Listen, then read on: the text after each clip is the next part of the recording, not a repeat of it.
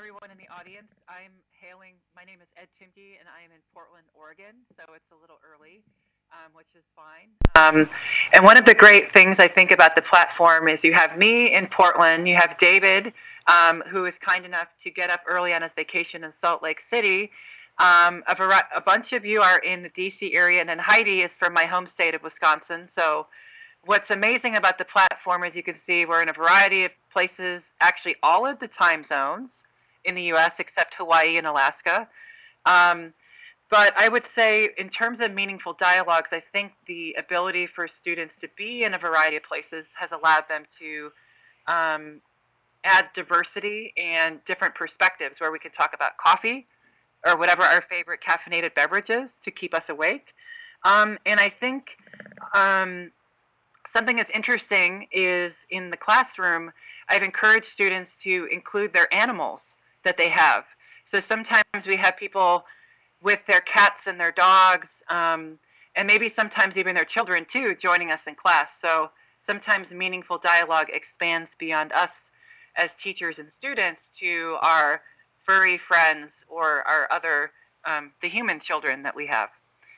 So, so yes, it's been, I also teach intercultural communication, like Tara, exclusively on the online platform for the MAIR program at AU. But I also teach at UC Berkeley doing very large lecture classes. So my largest class is 250. And so there are different challenges with having a large lecture class and doing, creating meaningful dialogue. But I think in terms of having this online platform, you can really get connected with students and create a learning environment where you can connect very easily through the various tools that we will show you. So that's a quick intro for me.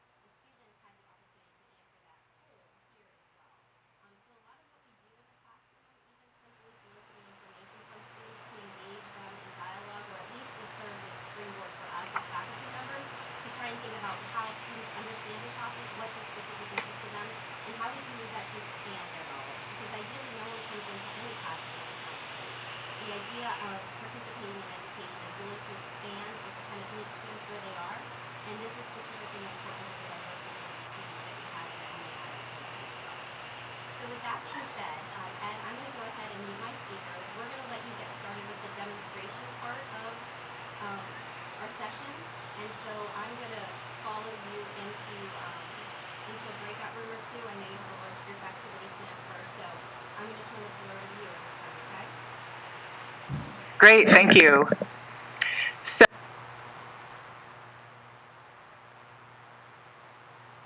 answer that, we'll get back to that in a minute. But what we're going to do in our demonstration is a couple of activities. And so if you've done the first activity, if you could raise your hand to let me know that you've done this. And if you haven't, just, we'll work through this together. So I'm going to pull up using our notes pod what this demonstration is. So I'm giving you a challenging situation. So I will describe it, and then I would like us to talk through what you think is happening and what you would do. So the goal is for you not to hurt yourself or others in this situation. So the challenging situation is that you are in a car that's moving at a constant speed. To your left is a steep downward slope. To your right, a large fire truck moves at the same speed as yours. And directly ahead of you is a helicopter flying less than 2 feet off the ground. You can't seem to get around it. And lastly, suddenly, you notice a rider and a large horse behind your car. He's keeping pace and seems alarmingly close. So, what situation do you think you're in, and how would you get out of it without hurting yourself? And first of all, how many of you have done this before? So if you can raise your hand if you've done this. Okay. So just describe what's happening, what you think is happening. And feel free to raise your hand, or you can use the raise your hand feature on the platform.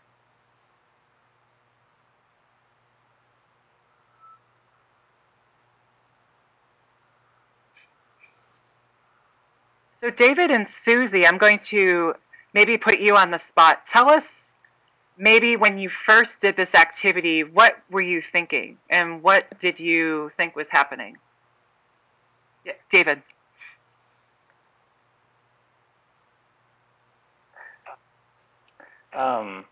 Yeah, sorry, I didn't know if I wanted to give away the answer, because when I first did this activity, I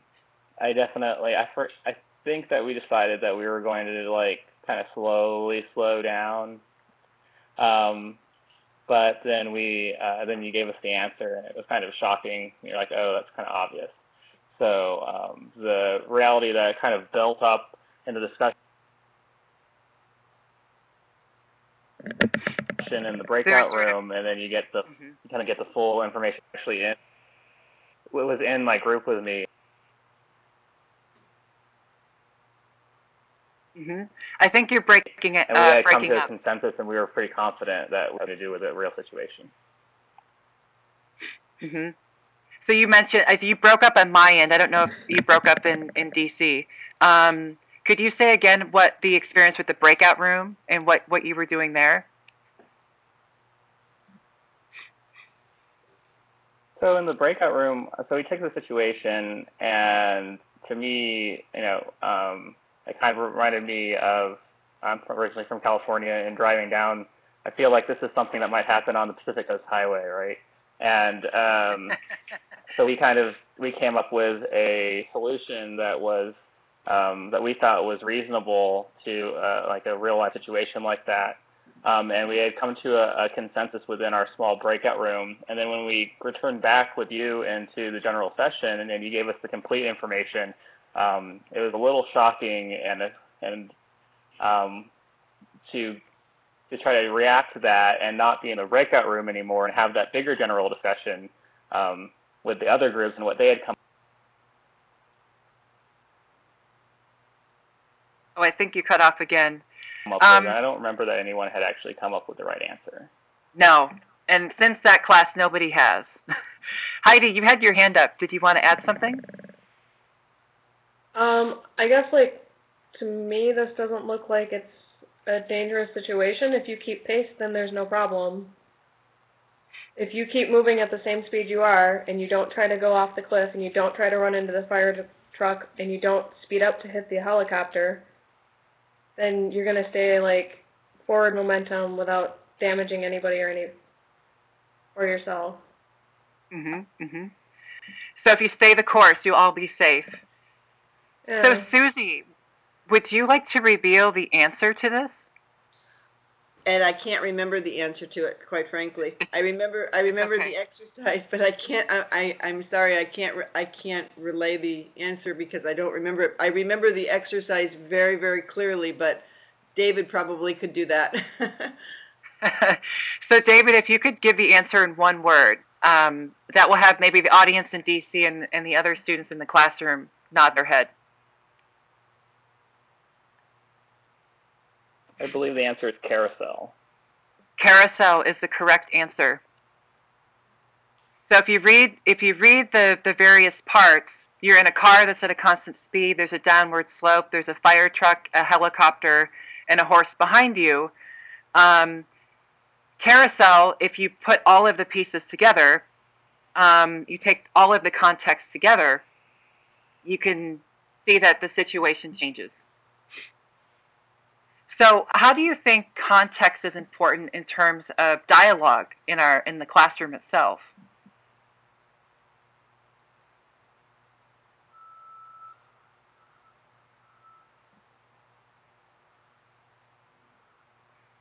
Katie with the K.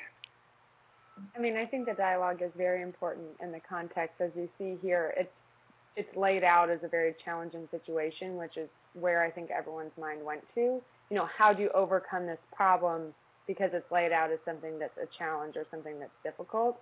If it had been laid out potentially in another instance, you may or may not have reached another conclusion. And so I think that the context is really important, especially in a situation like that. And I would say that one thing of this exercise is that you're thrown into a breakout room with about 3 minutes. So you basically don't have time. You just have to kind of focus on each individual piece. Katie with the C.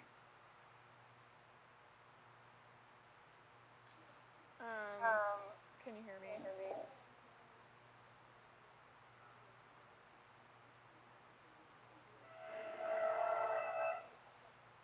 Sorry, I'm having some bandwidth issues just because of where I'm at.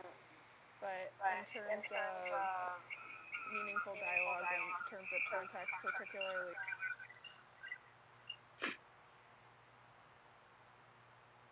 Maybe you could try to type out your I think it's response. Yeah, this is Alicia. You should try unplugging your headset and talking to the speaker of the phone.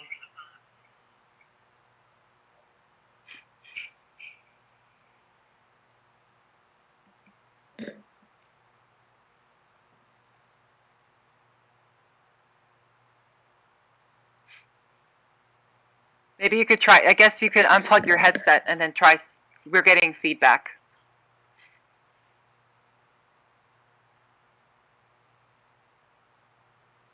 We'll have you type your response in the chat box if you can. So for those in the audience in DC, sometimes there are connections with the audio, and so we can continue the dialogue using features like the chat box, as you can see there.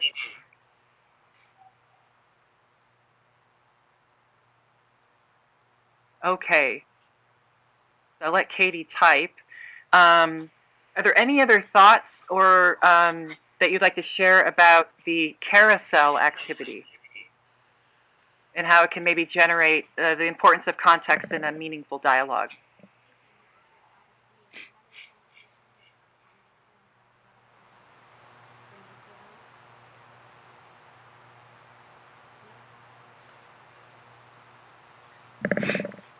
So one thing we will do now is we're going to shift to the other part of the demonstration. And so what I'm going to do is demonstrate the use of breakout rooms to have you develop definitions of intercultural competence. So what is intercultural competence, and maybe how does that impact or influence or feed into a meaningful dialogue? So what I'm going to do is I'm going to randomly assign you all to a breakout room. So I'm just explaining what this is for those in DC. So I've evenly distributed you to various breakout rooms, and now I'm going to start the breakout rooms. So in your breakout room, there is a notes pod, and if you could just take some notes about what is intercultural competence, and then maybe relate that to meaningful dialogue. So we'll start now.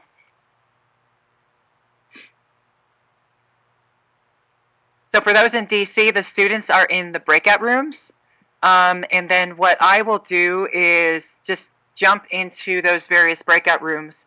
One, to contribute and work with students on in their dialogue, but also to, it looks like, the conference room is in breakout too. Also to, kind of keep track of what's happening with the class. So I am going to just jump into breakout 1. So I don't know if Tara, you want to follow me as I hop around.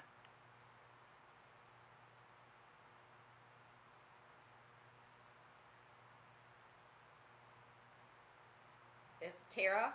Apply that in a meaningful way that's beneficial to both parties. Just depends on the situation.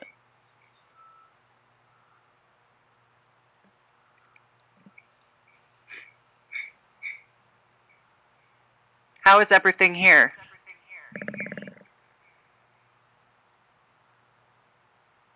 I heard empathy. That was one word I got. Is there anything else? And well, feel I free to can use hear the Julia. notes box.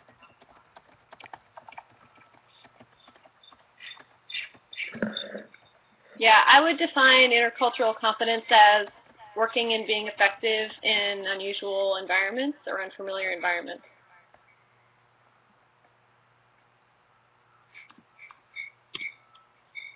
I'll throw in patience.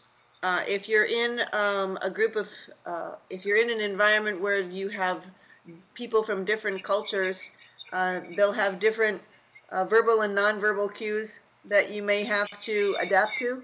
And so it's important for you to have patience as you sort of get familiar with those different cues so that you can appropriately communicate with them.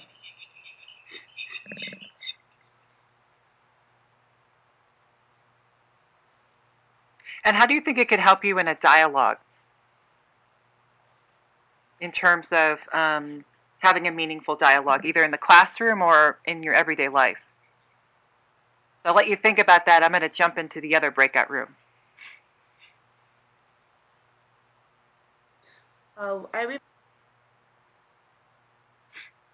Hello, you've got all kinds of texts. That's great.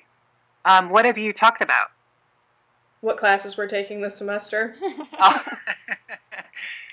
So how do you think intercultural competence, or what is it and how maybe it could work in creating meaningful dialogue?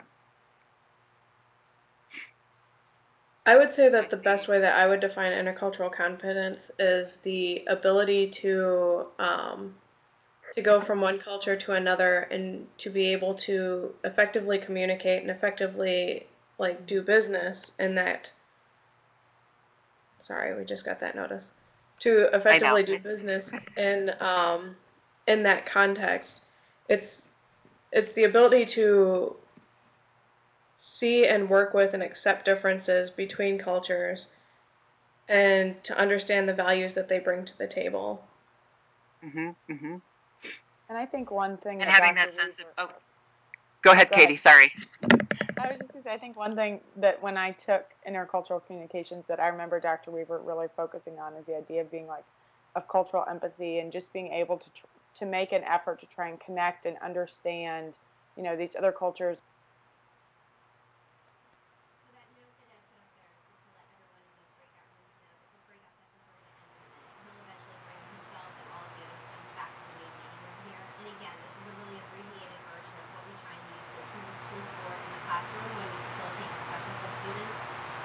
Again, it's an opportunity to get them involved in kind of the multiple modalities of communication that are available, between the chat box, between the audio, between the videos that we have. All of the different pods and the tools that are built into this platform are somewhat similar to what's in Blackboard Collaborate, which I know many of you have access to as faculty here on campus. But it's really an opportunity to talk about how we can ask some of those questions and get them engaged in the content of different ways. Some activities work very well in larger groups, some are much more geared towards small group discussions, and so by putting them into breakout rooms, we've tried to kind of mirror how those can function very well. All right, I'm sorry to cut you off very abruptly, but for sake of time, we have to get back to the main room. So what would be, if you could summarize intercultural competence in one word, what did your group what conclusion did your group come to?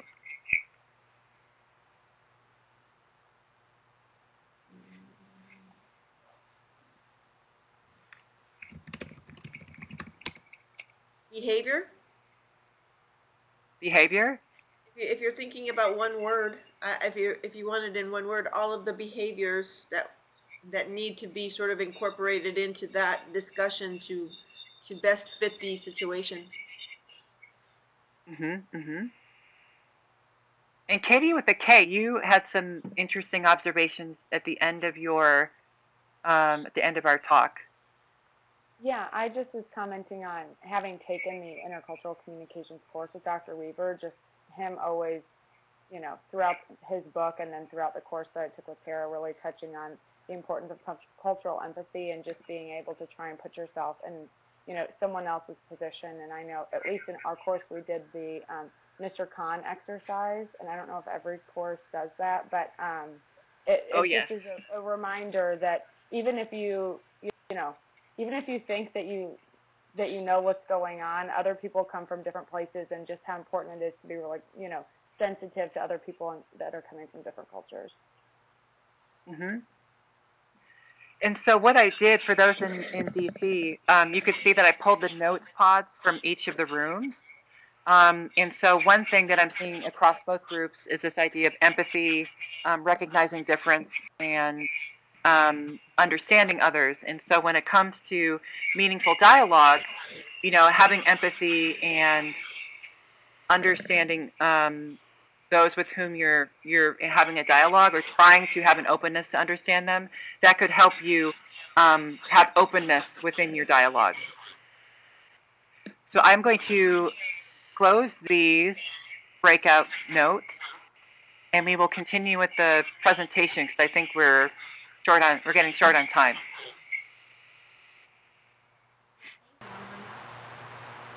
No, I totally agree with the social talk sort of, and even before we started the conference session, we had a chance to talk.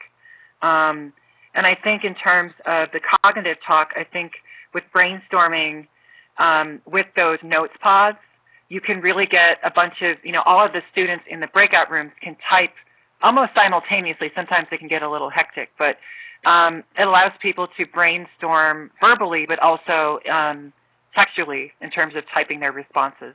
And then they have a record of that later, which is very helpful. Susie?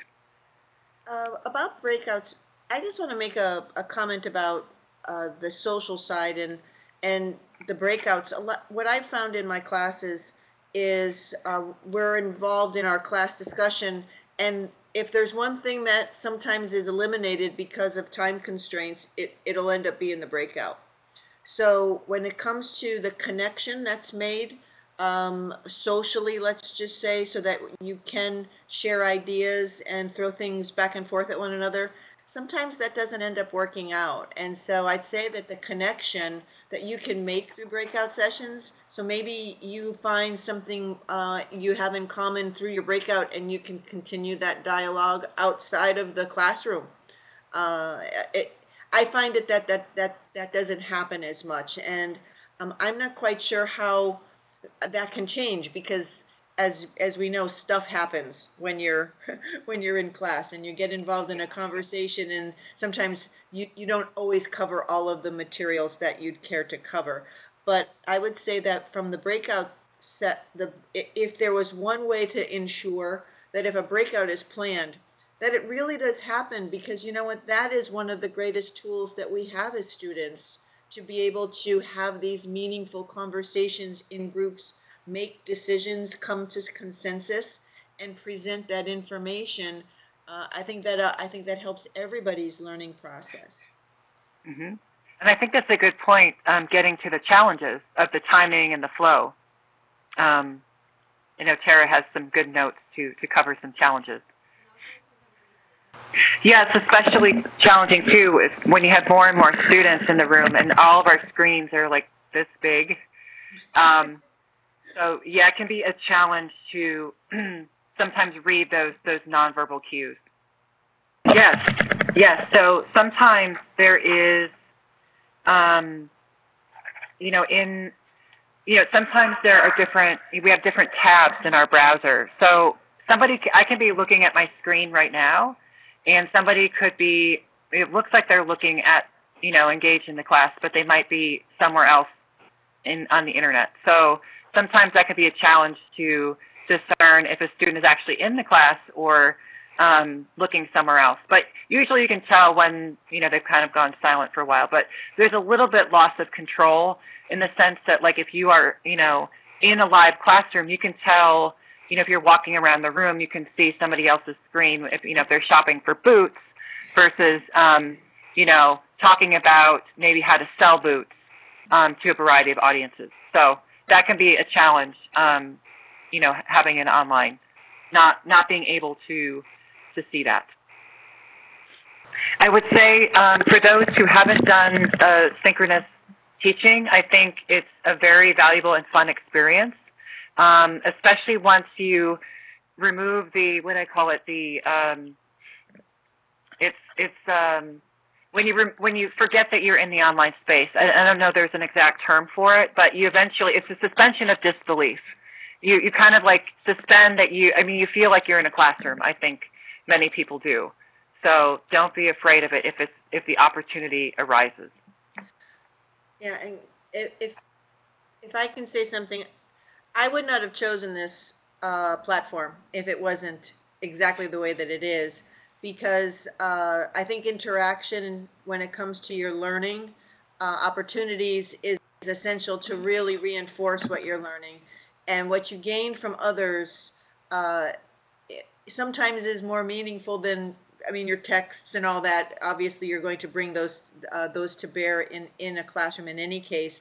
But if you're just sitting at home or wherever you are in the world, and you're learning just from books or videos, and you don't have a chance to interact with someone, it's sometimes, I think, a lot of what you're learning is lost.